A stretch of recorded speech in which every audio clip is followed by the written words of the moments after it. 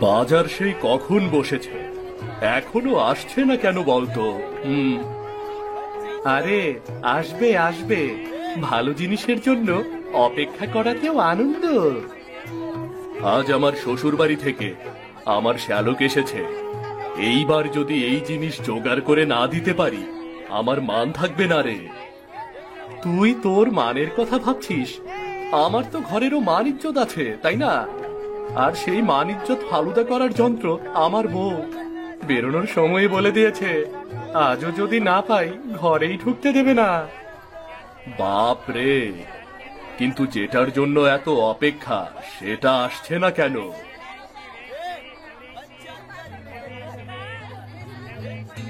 এসেছে এসেছে, ওই তো চলে এসেছে। এতক্ষণের অপেক্ষা সার্থক হলো, চলো চলো। কই কই মানিক, রতন, বের করো, জলদি বের করো। আমরা সবাই অধীর আগ্রহে অপেক্ষা করছি যে। দাঁড়াও দাঁড়াও, এতক্ষণ যখন কষ্ট করে অপেক্ষা করেছো, আর কিছুক্ষণ সবুর করো, জলদি করো। হ্যাঁ রে, সবাই আর কত অপেক্ষা করবে?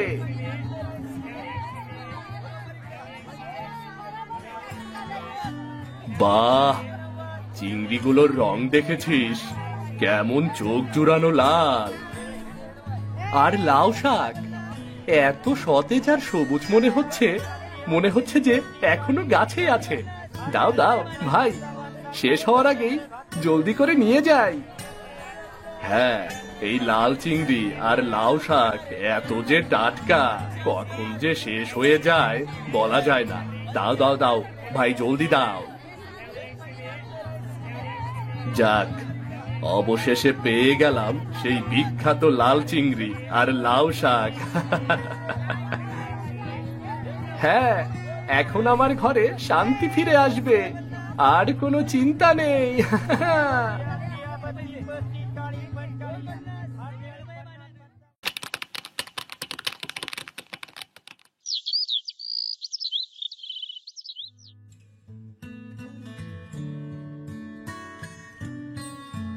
কিরে রহিম, যাচ্ছিস কোথায়?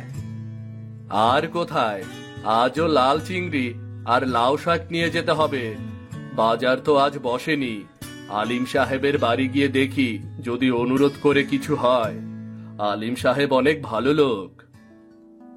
তার মানে তুই আসল খবর শুনিসনি? আসল খবর? কি আসল খবর? আরে, গ্রামের সবাই বলা বলি করছে আলিম সাহেবের লাল চিংড়ির পুকুর আর লাউ শাকের ক্ষেত নাকি অলৌকিক উপায়ে পাওয়া। তাই নাকি রে?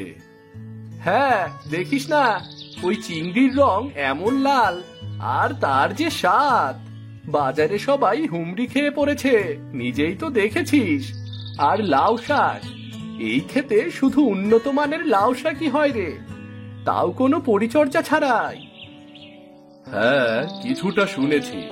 কেউ কেউ বলে আলিম সাহেব নাকি কোনো সন্ন্যাসীর কাছ থেকেই সম্পদ পেয়েছেন।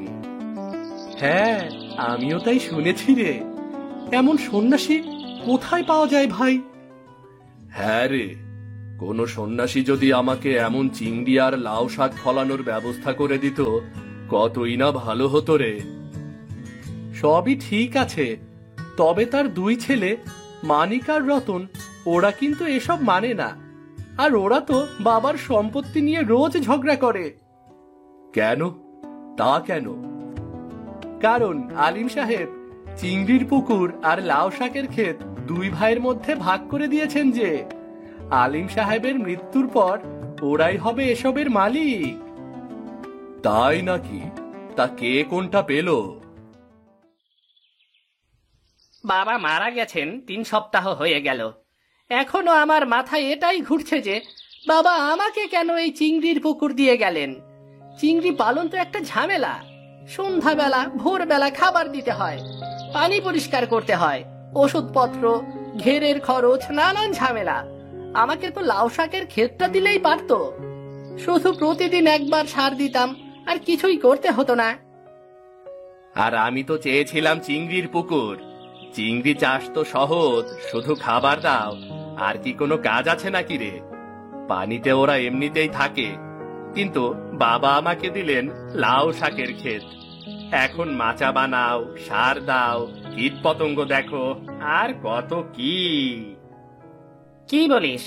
বাবাকে তো লাউ শাকের পরিচর্যা করতে কখনোই দেখিনি, শুধু সার দিতেন।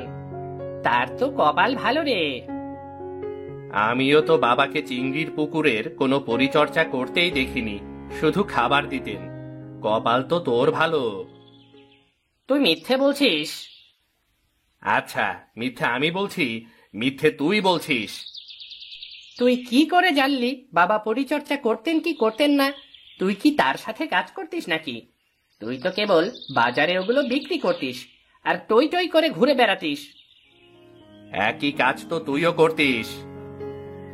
আসলে সব দোষ বাবার। বাবা ভালো করেই জানতো আমার কোনটা পছন্দ, এর পরেও বাবা আমাকে সেটা দেয়নি। সব কথা ভুল বললেও এই কথাটা কিন্তু ঠিক বলেছিস। আমার তো মনে হয় তুই কোনো চক্রান্ত করেছিস। কি বললি? কি বললি তুই? হ্যাঁ, তা না হলে বাবা এমন কেন করলো? নিশ্চয়ই সব তোর চালাকি। তুই তো ভোরবেলায় ঘুমিয়ে আর সন্ধ্যাবেলাতেই জাগিস, তাই বাবা এই ঝামেলা আমার ঘাড়ে গছিয়ে দিয়ে গেছে। আচ্ছা, আমার তো এখন মনে হচ্ছে এই ঘটনার পেছনে আসলে তোর হাত আছে। তোর তো বাবার ব্যবসার ব্যাপারে আগেই কোনো আগ্রহ ছিল না, কেবল লাভ খেতেই তুই বেশি আগ্রহী ছিলি। এ নিশ্চয়ই তোর কাজ। তোর সাথে কথা বলাই বৃথা।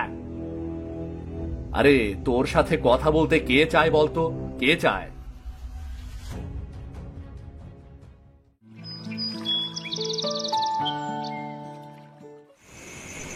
কি সুন্দর ঝামেলাহীন ভাবে আজ লাউ শাকের চাষ করতে পারতাম। আজ কিনা কপালে জুটলো লাল চিংড়ি। এটা কি কম ঝামেলার কাজ নাকি? সারাদিন এই চিংড়ির পেছনে দৌড়াতে হয়। নিয়ম করে খাবার দাও, পুকুর সাফ করো। বাবা, কেন আমাকে এই কষ্ট দিয়ে গেলে বলো তো? লাউ শাকের ক্ষেত পরিচর্যা কত সহজ ছিল, আমারও কত ভালো লাগতো। তুমি আমার সাথে অন্যায় করেছো বাবা, অন্যায় করেছো।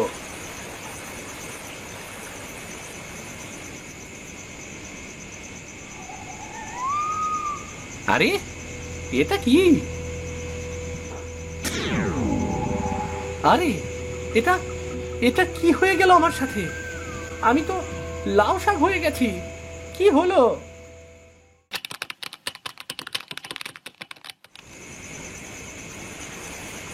আজকের বায়োস্কোপটা সেরা ছিল, সেরা। মানিকের কত শান্তি, কোন রকম একটু খাবার দাও আর চিংড়ি ফলা, আর আমার যত অশান্তি। আরে, ওটা কি? পুকুরে মনে হচ্ছে কিছু একটা আছে। আরে, এটা কি? এটা কিসের আলো? আরে, এটা তো এদিকে আসছে। এ কি? আমি আমি তো লাল চিংড়ি হয়ে যাচ্ছি। আমি তো লাল চিংড়ি হয়ে যাচ্ছি।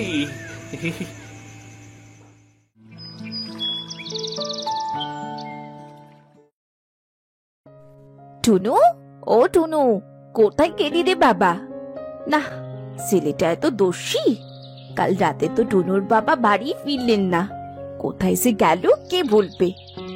টুনুটাকে পেলে খোঁজ করতে পাঠাতাম।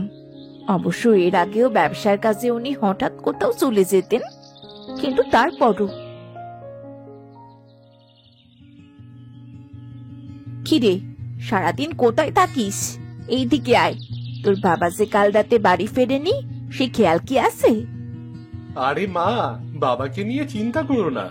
বাবা তো প্রায়ই ব্যবসার কাজে ব্যস্ত থাকে, কোথায় না কোথায় চলে যায়। তুমি আমার সাথে এসো, তোমাকে একটা মজার জিনিস দেখাবো।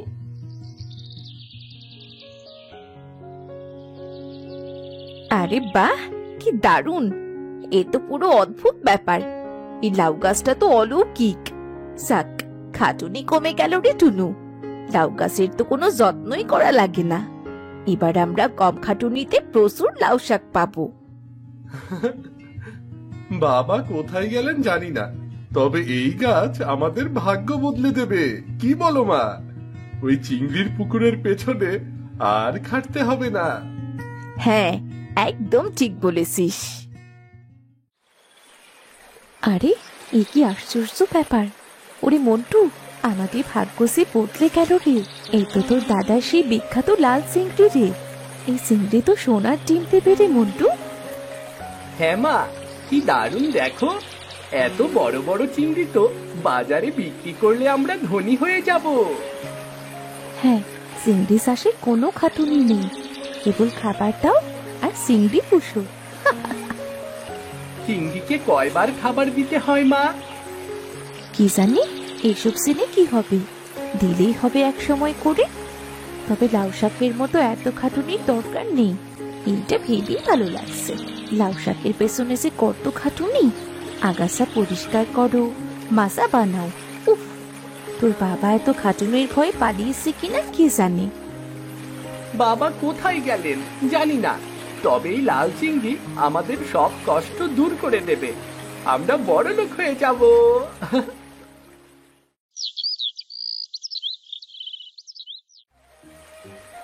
ও, আর পারছি না, এরা এত কষ্ট দিচ্ছে আমায়।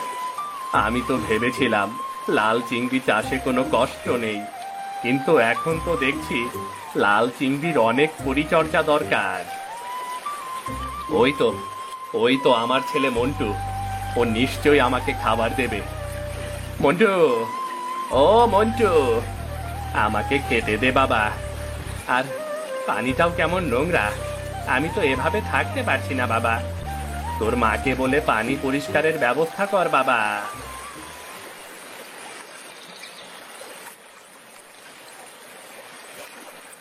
আরে মন্টু মনে হয় খাবার দিয়েছে, অসময় যদিও, তাও তো দিয়েছে। যাই যাই, গিয়ে খেয়ে নেই, যাই। এটা তো একটা পুরনো বল, আর আমি বোকার মতো এটাকে খাবার ভেবেছিলাম। আর ছেলেটা বল ফেলে পুকুর নোংরা করলো কেন? না, ছেলেটাকে আচ্ছা বকুনি দিতে হবে। এমন মার দেব! কত সুন্দর লাল রং ছিল আমার, অযত্ন অবহেলায় আমার শরীর কেমন ফ্যাকাশে হয়ে গেছে। এমন ভাবে চলতে থাকলে আমি কি করে বাঁচব? লাল চিংড়ির এত অযত্ন ওরা করছে, তাহলে না জানি আমার লাউ শাকের ক্ষেতের কি অবস্থা। আমার কত কষ্টের ক্ষেত। আমি আবার মানুষ হতে চাই। আমাকে বাবা যা দিয়ে গেছেন আমি তাতেই খুশি। সম্পদের মূল্য আমি অবশেষে বুঝতে পেরেছি। আমাকে কেউ বাঁচাও, বাঁচাও কেউ আমাকে। ইস, আমাকে যদি একটা মাচা করে দিত আর একটু আগাছা সাফ করে দিত। আগাছার জন্য কেমন গা চুলকাচ্ছে। আজকে তো আমাকে একটু খেতেও দেয়নি, পানিও দেয়নি। না খেয়ে খেয়ে আমার ডালগুলো কেমন নেতিয়ে গেছে, উজ্জ্বল সবুজ রং নষ্ট হয়ে গেছে আমার। আরে, আমি আর দাঁড়াতে পারছি না কেন? আহ আহ আমি ভুল ভেবেছিলাম। লাউ শাক ফলাতে অনেক যত্ন ও পরিচর্যা প্রয়োজন। এটা মোটেও আরামের কাজ নয়।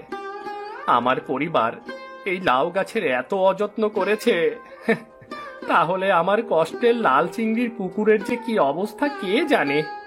হে সৃষ্টিকর্তা, আমাকে আবার আগের রূপে ফিরিয়ে দাও। আমি সম্পদের মূল্য বুঝতে পেরেছি। এই পৃথিবীতে সবচাইতে অমূল্য সম্পদ পরিশ্রম।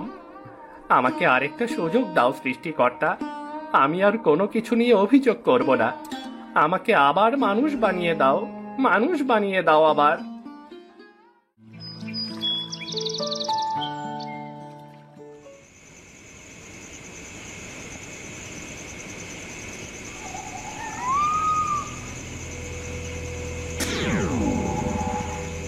কি হে লাল চিংড়ি আর লাউ শাক, কি খবর তোমাদের? বাবা, আমাদের বাঁচান বাবা, বাঁচান।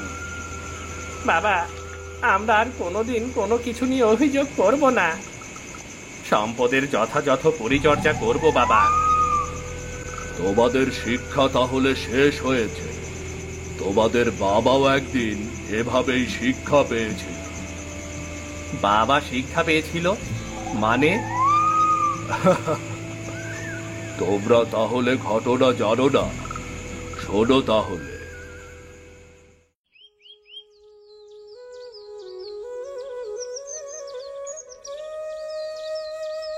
কি হলো? এই অবস্থা কি করে হলো তোমাদের? বাবা, আলী মামাগর সবজি ক্ষেতের ক্ষতি করছে। বাবা, ও আমাগর মাছের পুকুরে বিষ দিছে, সব মাছ মাইরা ফালাইছে। সে কি? কিন্তু এ কাজ কেন করলো? সে তাজা মাছ আর সবজি পায় নাই বইলা এইগুলা নষ্ট করছে। সে তো আইছিল সন্ধ্যাবেলায়। সন্ধ্যাবেলায় কি সব তাজা তরকারি পাওয়া যায় কন আপনি? আমরা তারে কইছিলাম সন্ধ্যাবেলা জিনিসগুলান ভালো হইব না। সন্ধ্যায় তারে ভালো জিনিস কেন দিতে পারলাম না, তার লাইগাই এই কাজটা করছে। আলিম কোথায়?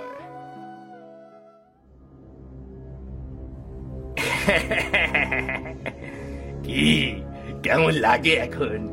খুব তো আমাকে পচা মাছ আর পচা সবজি গুছিয়ে দিতে চেয়েছিলি, এখন কেমন লাগে? আলিম, তুমি কিন্তু এটা ঠিক করনি। অবশ্যই ঠিক করেছি। আমাকে যা তা জিনিস গুছিয়ে দেবে আর আমি মেনে নেব সব। তুমি সময় মতো আসোনি, সেটা তো তাদের দোষ নয়। আমি ঘুম থেকে সকালে উঠতে পারি না, তাই সন্ধ্যাবেলা এসেছিলাম। আর তারা তাজা দিতে পারেনি, সেটা তাদের দোষ। সন্ধ্যাবেলা তাজা জিনিস খুব কমই পাওয়া যায়, এটা সবাই জানে। তুমি কি জানো এই চাষবাসের কাজ করতে কত কষ্ট হয়? সামান্য কাজ, এতে কি আর এমন কষ্ট? যত সব। আমি চললাম।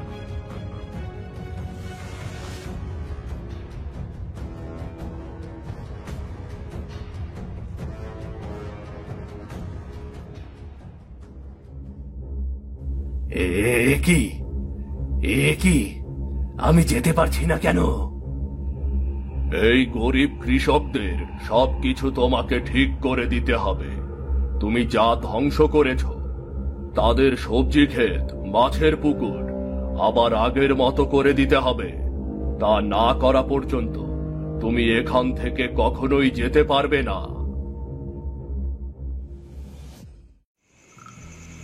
তারপর আলিম জেদি হলেও ভালো মনের মানুষ ছিল।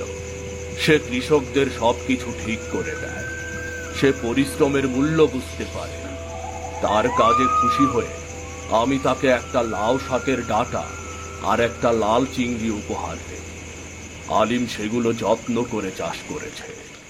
এই লাল চিংড়ির পুকুর আর লাউ শাকের ক্ষেত কিন্তু আলিমের পরিশ্রমের ফসল। বাবা পরিশ্রম করে এগুলো তৈরি করেছেন, কিন্তু আমরা তো শুনেছি এগুলো অলৌকিক, তাই তো। পরিশ্রম অলৌকিক ভাবেই বাস্তব হয়।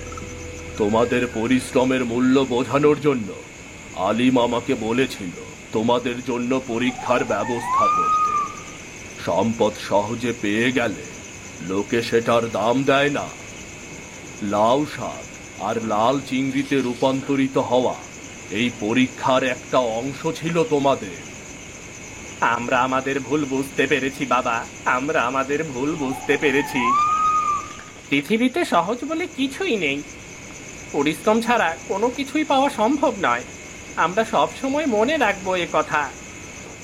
তোমরা তোমাদের শিক্ষা পেয়েছ, এখন তাহলে ফিরে যাও আর পরিশ্রম করো, কেমন?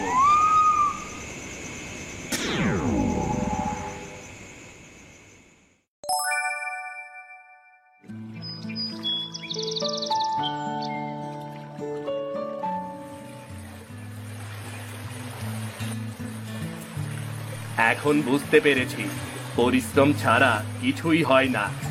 আমি এই ক্ষেতের অনেক যত্ন নেব, আর অবহেলা করব না। দেখবি এবার চমৎকার লাউ শাক হবে। তুই ঠিকই বলেছিস রে। আমিও লাল চিংড়ির পুকুরের যত্ন নিচ্ছি। এই লাল চিংড়িগুলোর লাল রং যেভাবেই হোক সুন্দর রাখতে হবে। এই রঙের জন্যই তো বাজারে এগুলোর দামও ভালো। সবই পরিশ্রমের ফসল রে। আমি আমার ছেলেটাকেও পরিশ্রমী হওয়ার শিক্ষা দেব। দারুণ বলেছিস তো। আমিও তাই করব।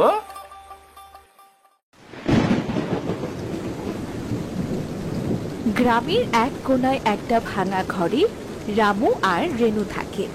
ওদের ছোট্ট দুটি বাচ্চা, ছেলে রাজু আর মেয়ে পিঙ্কি। ঝড়ের জন্য তাদের ভাঙা ঘরটা যেন মনে হচ্ছে দুলছে। মা, ও মা, আমাদের ঘরটা তো বাতাসে দুলছে। মা, আমাদের ঘরটা মনে হচ্ছে এক্ষুনি ভেঙে যাবে। মা,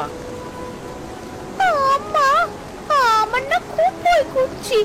এই ঝড় বৃষ্টিতে ঘরটা ভেঙে গেলে আমরা আমরা কোথায় থাকবো? কাঁদিস না রে, তোরা কাঁদিস না। আমি আসি তো তোদের সাথে। তোদের ভয় কিসের? এখন যদি ঘরটা ভেঙে পড়ে তাহলে এই ছেলে মেয়ে দুটোকে নিয়ে এই ঝড় বৃষ্টির মধ্যে কোথায় থাকবো? কি করব কিছুই তো বুঝতে পারছি না। এই কথাগুলো তোমার আগে মনে করা উচিত ছিল। সে কবে থেকে বলছি ঝড় বৃষ্টি চলে আসছে, ঘরটা সারাই করো সারাই করো, কিন্তু কে শুনে আমার কথা? গিন্নি, টাকা না থাকলে কি দিয়ে সারাই করি বলো তো? ঘর সারাই করতে গেলে তো টাকার প্রয়োজন হয়, কিন্তু সেই টাকাই তো নেই। কাজ কাম না করলে টাকা কোথা থেকে আসবে শুনি? টাকা তো আর বাতাসে উড়ে উড়ে আসে না, তার জন্যে কাজ কাম করতে হয়। আরে গিন্নি, দেখো এমন একদিন আসবে আমাদের টাকার কোনো অভাব থাকবে না গো, কোনো অভাব থাকবে না। কে জানে কবে সেদিন আসবে, আর আদৌ আসবে কিনা।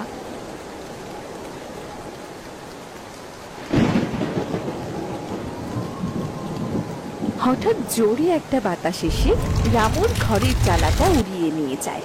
বৃষ্টির ভেতরে চারটে মানুষ জড়ো সড়ো হয়ে বসে আছে। হায় সৃষ্টিকর্তা, আমাদের এ কি সর্বনাশ হলো! এই একটা মাত্র ঘর ছিল, তাও সালটাই উড়ে গেল। এখন বাচ্চা দুটোকে নিয়ে যে কি করব, কোথায় যাবো আমরা?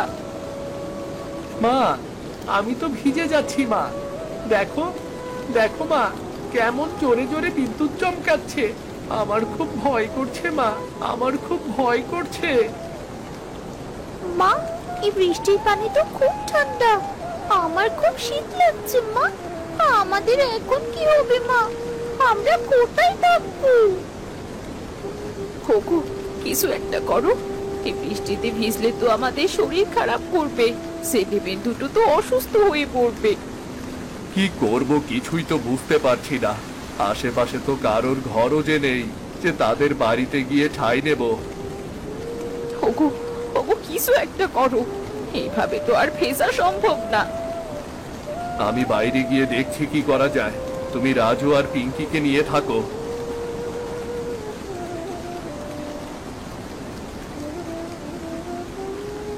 রামু বাইরে গেল। সে কি করবে কিছুই ভেবে পাচ্ছিল না। হঠাৎ তার চোখ পড়ল তাদের ঘরের কোণের লাউ গাছটার ওপর। লাউয়ের পাতা একটার সাথে আরেকটা এমন ভাবে লেগে আছে, গাছের নিচে একটু পানি পড়ছে না।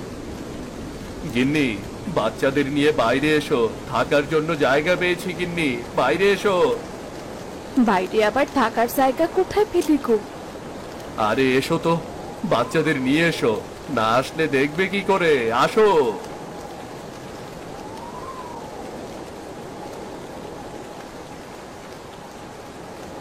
কি গো, কোথায় থাকবো? ওগো, তুমি ওদের নিয়ে এই লাউ গাছের নিচে বসো। দেখো এখানে পানি পড়ছে না, দেখো। রাজু, পিঙ্কি, তোরা সবাই তাড়াতাড়ি লাউ গাছের নিচে চল। হ্যাঁ মা, এখানে বেশি পানি পড়ছে না। এখানে থাকলে আর আমাদের বৃষ্টিতে ভিজতে হবে না। কিন্তু মা, আমাদের জামা কাপড় তো সব ভিজে গেছে, ভিজে গায়ে তো খুব শীত করছে। মা, কি আর করবো রে মা, ঘরের মধ্যে যেসব কাপড় ছিল তা তো সবই ভিজে গেছে। একটু কষ্ট করে থাক মা, বৃষ্টি কমলে ঠিক একটা ব্যবস্থা করা যাবে।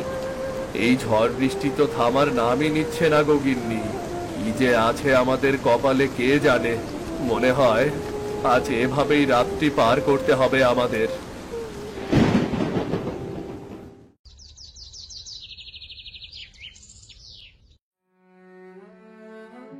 একটা মাটির ঘর ছিল, তাও ভয়ানক ঝড়ে তার চাল উড়ে গেল। মাথার উপর ছাদ নেই, খাবার নেই, টাকা নেই। এখন কি করব? হায় সৃষ্টিকর্তা, দয়া করো, আমাদের ওপর একটু দয়া করো। এত কিছুর পরেও শুধু একটা জিনিস রয়ে গেছে, বাড়ির পাশে এক পুরনো লাউ গাছ, যেটা ঝড়ের পরেও মাটি আঁকড়ে দাঁড়িয়ে আছে। যা আছে তাতেই দেখি কি হয়।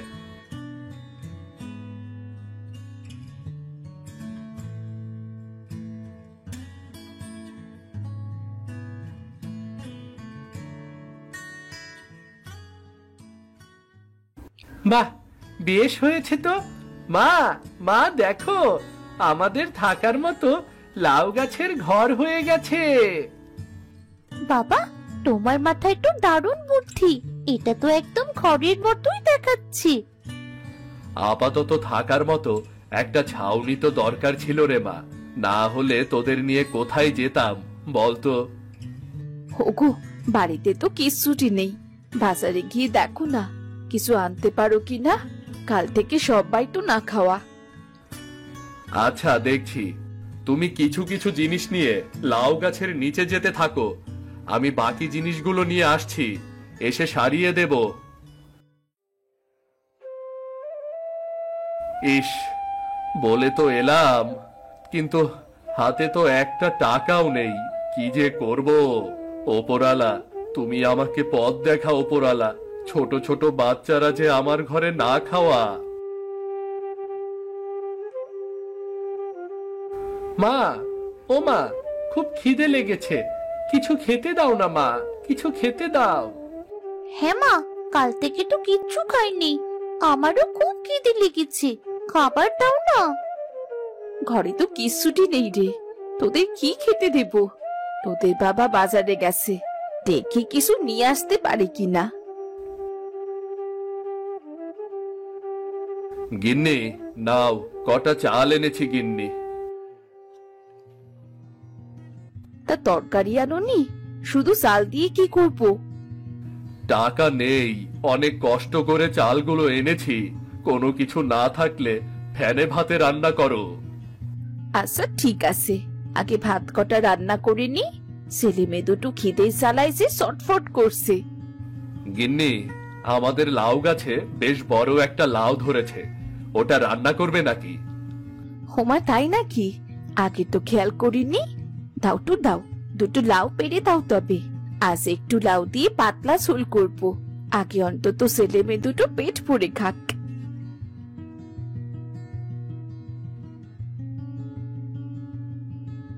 এই নাও গিন্নি, লাউটা ধরো।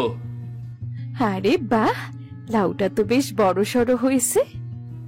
বুঝলে গিন্নি, এই লাউ গাছটাই এখন আমাদের ভরসা। আগে ভাবতাম গাছ শুধু ফল দেয়, এখন বুঝছি ছায়াও দেয়, শান্তিও দেয়, মনে সাহসও যোগায়। হ্যাঁ গো হ্যাঁ, ঠিক বলেছো। লাউ গাছটা ছিল বলে ছেলে মেয়ে দুটোকে নিয়ে একটু মাথা গোজার ঠাইও হয়েছে।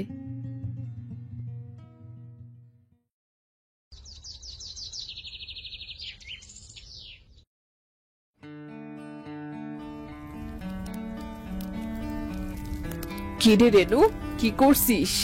গাছের নিচে রান্না করছিস? হ্যাঁ গো রিনা ভাবি, কাল ঝড়ে আমাদের ঘরে চালটাই উড়ে গেছে। কি করব বলো তো? উপায় না পেয়ে লাউ গাছের নিচেই ঠাঁই নিয়েছি। কি যে বলিস না, গাছের নিচে ছেলে মেয়েদের পড়া ঘুম সবকিছু। রেনু, তুই তো দেখছি গাছের নিচেই সংসার পেতে নিয়েছিস। দেব্যেই গাছের নিচে বসে সংসার করছিস। সংসার তো আর সাথে করছি না, কোনো উপায় না পেয়ে রাতে আর কোথায় যাবো?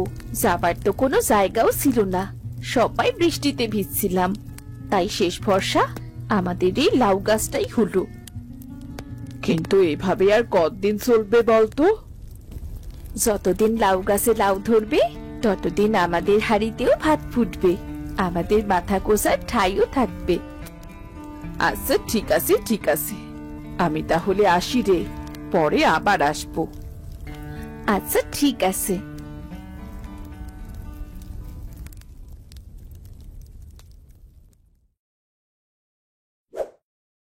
দিন দিন রেনুর লাউ গাছটা আরো সুন্দর হতে লাগলো।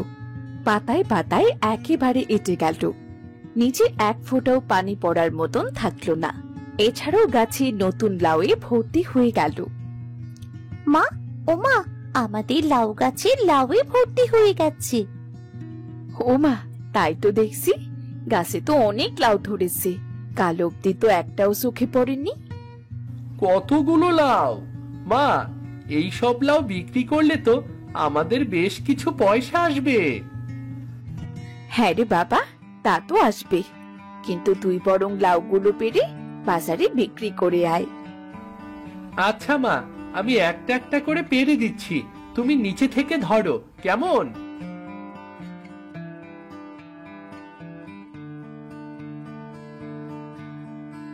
কি রে রাজু, সবগুলো পারলি না?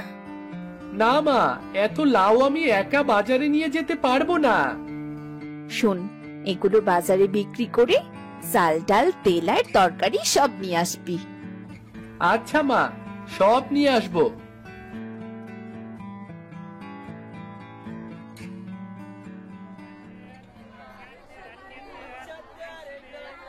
লাউ নেবে? লাউ, টাটকা লাউ, টাটকা বানের লাউ।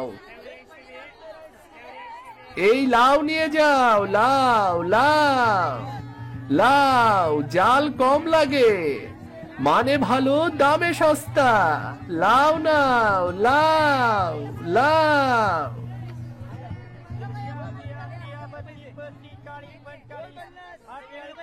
কিরে রাজু, এত লাউ কোথায় পেলি? আমাদের গাছে হয়েছে চাচা, নিয়ে যান একটা। বাহ, লাউগুলো তো বেশ বড় বড় আর তাজা তাজা। হ্যাঁ, আমাদের গাছের লাউ অনেক বড় হয়। আচ্ছা, বিক্রি কর তাহলে, আমি গেলাম। নেবেন না একটা? না রে বাজান, লাউ তোর চাচি পছন্দ করে না।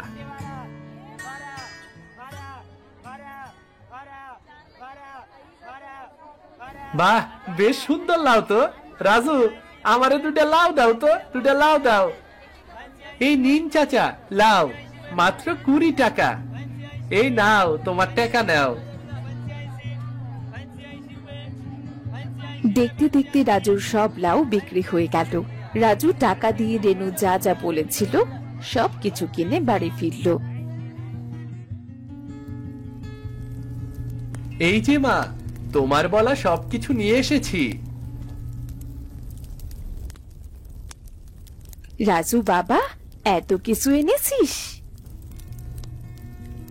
হ্যাঁ মা, লাউগুলো বেশ ভালো দামে বিক্রি করেছি। এই নাও বাকি কিছু টাকা, নাও নাও। কতদিন পরে এত কিছু একসাথে চোখে দেখছি। যা বাবা যা, হাত মুখ ধুয়ে এসে খেতে বস।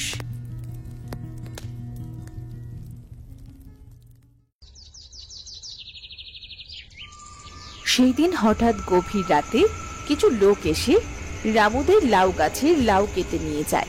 গাছের অনেক ডাল ভেঙে রেখে যায়। রেনু সকালে উঠে দেখে গাছে কোনো লাউ নেই। গো, আমাদের তো সব শেষ হয়ে গেল গো, আমাদের গাছের সব লাউ কেটে নিয়ে গেছে। হায় হায় হায়, আমাদের একই সর্বনাশ হয়ে গেল গো। দেখো গো দেখো, কতগুলো লাউ কেটে রেখে গেছে। গিন্নি, কেঁদো না, ওরাও হয়তো গরিব। এই গাছ শুধু আমাদের না, হয়তো অনেকেরই ভরসা ছিল। হয়তো আমাদের থেকেও তারা কষ্টে ছিল, আমাদের চোখে পড়েনি তা। বাবা, তবে এখন আমরা খাবো কি? এই গাছ মরেনি মা, আবার ফল দেবে। কিন্তু এবার আমরা শুধু খাবো না, এটা থেকে বাঁচার অবলম্বন করব রে। সেই রাতেই রামু ঠিক করে আর শুধু একটা গাছ নয়, সে চারপাশে আরো লাউ গাছ লাগাবে। সে বীজ খুঁজে আনে, মাটি কাটে, গায়ের মানুষকে নিয়ে গাছ লাগায়, সবাইকে নিজেদের বাড়িতে লাউ গাছ লাগাতে উৎসাহী করে তোলে।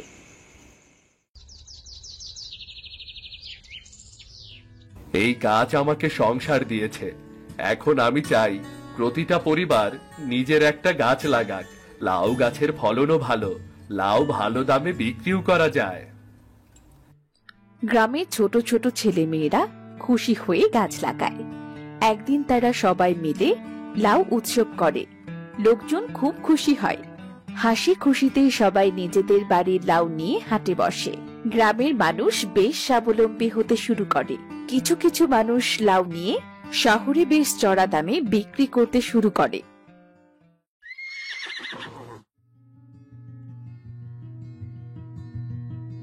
জমিদার মশাই, গ্রামের কথা শুনেছেন? আমাদের গ্রামে তো এখন সেই আগের মতো আর নেই। আগের মতো নেই মানে? আমাদের গ্রাম একটা অপয়া গ্রাম। জমিতে ফসল হয় না, গ্রামের জমিটাই খারাপ। আরে আমার কথা শুনুন, এখন গ্রামের সবাই লাউ চাষ করে অনেক লাভবান হয়ে যাচ্ছে। সবার অবস্থা আস্তে আস্তে ভালো হয়ে যাচ্ছে। গ্রামের উন্নতি হতে শুরু হয়েছে। কি বললি? গ্রামের এত কিছুর পরিবর্তন হয়ে গেছে আর আমি জানতেই পারলাম না। তা গ্রামটা একবার ঘুরে দেখবেন নাকি? তা তো যেতেই হবে।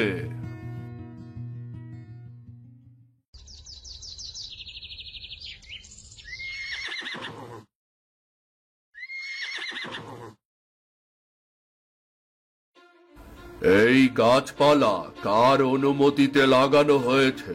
এই জমি তো আমার বাপ দাদার নামে। আমি এসেছি জমি ফেরত নিতে, আর ওই লাউ গাছগুলো এখন আমার। আমি শহরের বড় হোটেলে এই লাউ বিক্রি করব, তোরা শুধু মজুর হয়ে কাজ করবি। জমিদার মশাই, এই জমি এখন পরিত্যক্ত। আপনি তো এখানে 10 বছর ধরে আসেননি জমি দেখতে। আমরা এখানে ঘর বানিয়েছি, গাছ লাগিয়েছি, সংসার করেছি। এটা আপনার কেমন করে হয়? গাছ তো আমরা লাগিয়েছি, দিনরাত খেটে বড় করেছি, আর আপনি এলেন আর বলে দিলেন গাছ আপনার? এটা তো অন্যায়। এই জমি তো পড়েছিল বছরের পর বছর। আমরা নিজের হাতে গাছ লাগিয়েছি। এখন আপনি এসে আমাদের গাছ নিতে চান? এটা তো আমরা মানতে পারি না। আইন আমার হাতে, কাগজে নাম আছে আমার। যা লাগিয়েছিস সব আমার হবে। তোরা মানিস কি মানিস না সেটাতে আমার কোনো মাথা ব্যথা নেই। জমিদার মশাইয়ের কথা মেনে নিলে মজুরি পাবে, আর না মানলে সেটাও পাবে না। সবাই কালুর কথাটা মনে রাখিস। আমি কাল আবার আসব।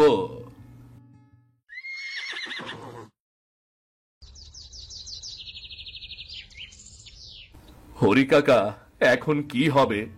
এত কষ্ট করে আমাদের ভাগ্যের চাকা ঘোরাতে পেরেছি, এখন জমিদার কোথা থেকে আসলো কাকা?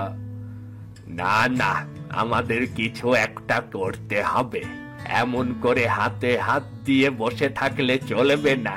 কিছু একটা তো করতেই হবে। হ্যাঁ, আমরা সবাই একজোট হব। আমরা আর কারোরই গোলামি করবো না, এর একটা বিহিত করণী লাগবো। চল, আমরা সবাই আমাদের জমির কাগজপাতিগুলো একটু ভালো করে দেখি, যদি কোনো পথ পাওয়া যায়।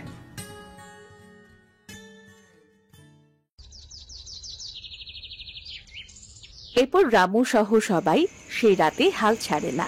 সে পুরনো খতিয়ান ঘেটে দেখে জমি অনেক আগেই সরকারি খতিয়ানে চলে গেছে। আমাদের আর কোনো ভয় নেই। এই জমি জমিদারের নামে নেই, সব সরকারি খতিয়ানে চলে গেছে। সরকার আমাদের কাছ থেকে না নিলে এই জমি আর কেউ নিতে পারবে না। কাল আসুক জমিদার, দেখি আমাদের কাছ থেকে সবকিছু কি করে নেয়।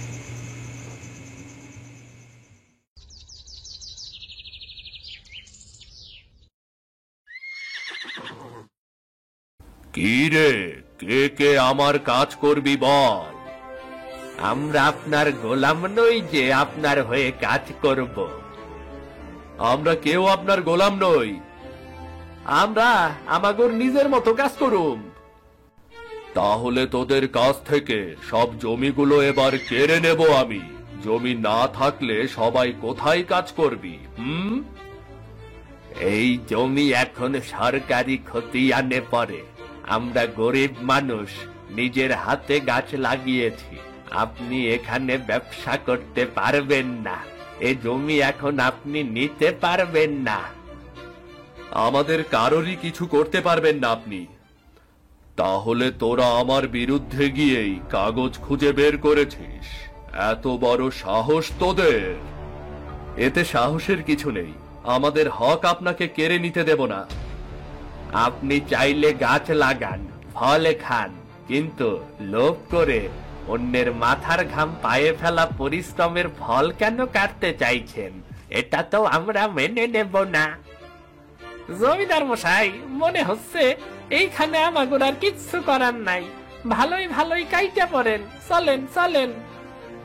একটু আধটু সব পড়তে শিখে অনেক পাখা গজিয়েছে সবার। সবাইকে আমি দেখে নেব সবাইকে। হ্যাঁ, সেটা আমরাও দেখে নেব।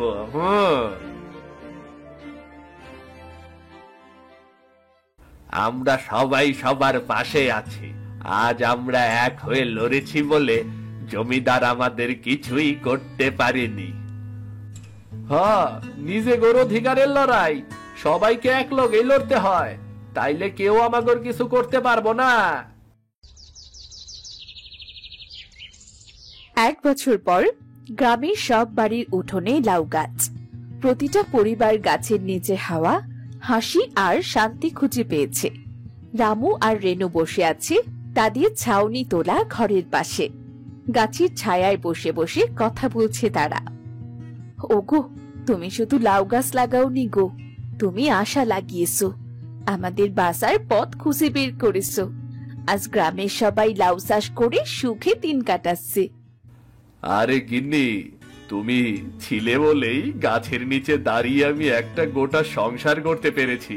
নিজের সাথে সাথে সবার উপকারেও আসতে পেরেছি। হ্যাঁ গো হ্যাঁ, এই লাউ গাছই আমাদের সংসারটা বাঁচিয়ে দিল। গিন্নি, একটা গাছ ছাদ দিতে পারে, খাবার দিতে পারে, কিন্তু মানুষ যদি হাল না ছাড়ে তবে সেই গাছ থেকে গড়ে ওঠে একটা গোটা পৃথিবী। সবার বেঁচে থাকার উপায়। আর লোভে পাপ, পাপে নাশ। গরিবের গাছ কেটে কখনো রাজা হওয়া যায় না।